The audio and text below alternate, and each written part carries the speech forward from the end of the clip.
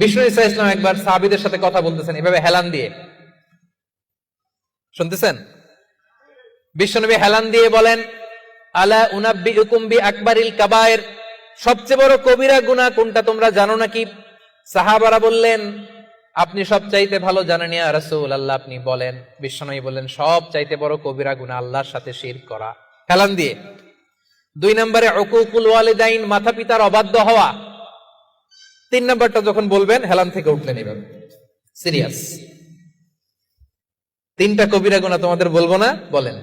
2টা বলছে হেলান দিয়ে, একটা হচ্ছে আল্লাহর সাথে শিরক করা, 2 নাম্বার হচ্ছে মাতা পিতার অবাধ্য হওয়া। 3 নম্বরটা যখন বলবেন, ওয়াকানা মুত্তাকিয়ান, তিনি হেলান দেওয়া ছিলেন, ফাজালাসা, সিরিয়াস হয়ে বসলেন।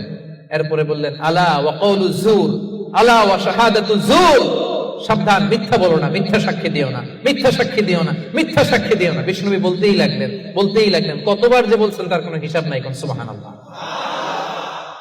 সিরিয়াস, খুবই সিরিয়াস। কারণ মিথ্যা সাক্ষী সমাজে বাতিলকে প্রতিষ্ঠিত করে, জালিমকে প্রতিষ্ঠিত করে। মিথ্যা সাক্ষী সমাজে অন্যায়কে প্রতিষ্ঠিত করে। চিল্লায় বলেন ঠিক কিনা?